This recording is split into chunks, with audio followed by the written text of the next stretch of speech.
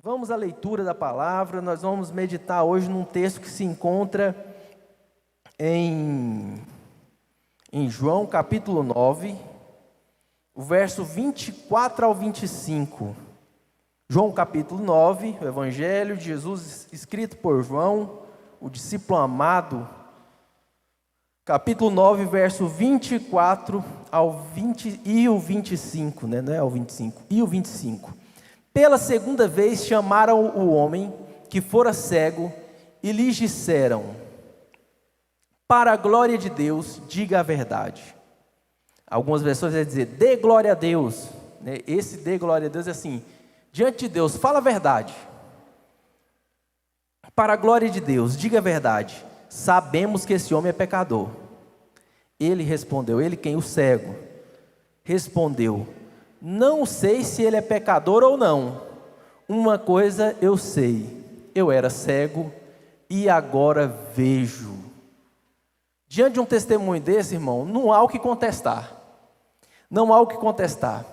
Alguns fariseus chamam esse moço o verso 24 começa dizendo, pela segunda vez chamaram aquele que fora cego, aquele que era cego. Esse texto aqui está dizendo de alguém que era cego de nascença. A gente, quando começa no primeiro versículo do capítulo 9, fala que Jesus estava passando e Jesus viu um homem cego de nascença. Os discípulos de Jesus também viram. No verso 2, os discípulos perguntam para Jesus, mestre, quem pecou? Esse moço ou os pais dele, para que ele nascesse cego? Havia um entendimento que tudo que a gente passa é por uma consequência do que foi feito. Toda maldição ou bondade é uma consequência do que se faz.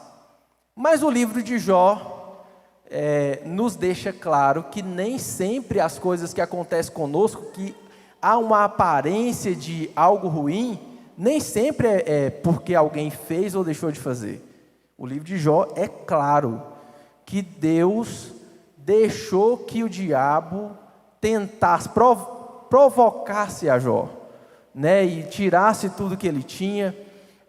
Mas esse entendimento, essa interpretação era muito, muito palpável, até porque quando a gente vê alguma coisa que a gente não consegue explicar, quando a gente não consegue explicar, os amigos de Jó fizeram isso. Quando a gente vê alguém passando por uma situação difícil, alguém numa situação tão complicada, fala assim, é porque ele não fez isso, é porque ele não fez aquilo, é porque ele pecou, é porque ele abandonou Deus em algum momento da vida dele. A gente vai tentar achar explicação para algumas coisas que a gente não consegue olhar e ter uma explicação viável. Às vezes foge da lógica. O cara fala assim, não, eu bati meu carro, caiu um raio lá em casa, queimou os trem tudo, deu um pico de energia, queimou geladeira, televisão, e eu saí para resolver alguma coisa, ainda bati o carro, amassei a roda, quebrei a roda do carro. Às vezes tem gente que pergunta assim, irmão, sua vida está em dias com Deus? Você andou pecando, andou fazendo alguma coisa? E era justamente o que os discípulos enxergavam aqui. Eles perguntam, mestre, quem pecou? Os dois viram. Jesus viu e os discípulos também viram a mesma pessoa, que o texto fala que era um cego de nascença. Quando a gente olha e tenta achar alguma explicação, achar pecado dentro do contexto que a pessoa está vivendo, o olhar de Jesus é diferente.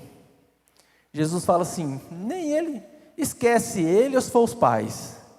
Ele está nessa situação para uma coisa, para que Deus seja glorificado. A glória de Deus vai ser manifestada através dessa situação que esse rapaz vive.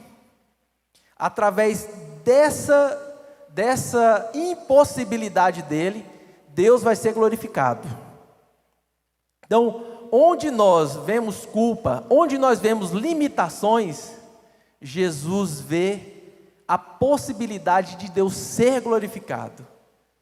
Onde há impossibilidade, Paulo fala que onde superabundou, onde abundou o pecado, onde abundou limitações, a graça superabunda, a graça transborda onde há limitações, a ação de Deus, ela é manifesta para que as pessoas possam, não tenham desculpa de falar assim, mas havia uma possibilidade aqui.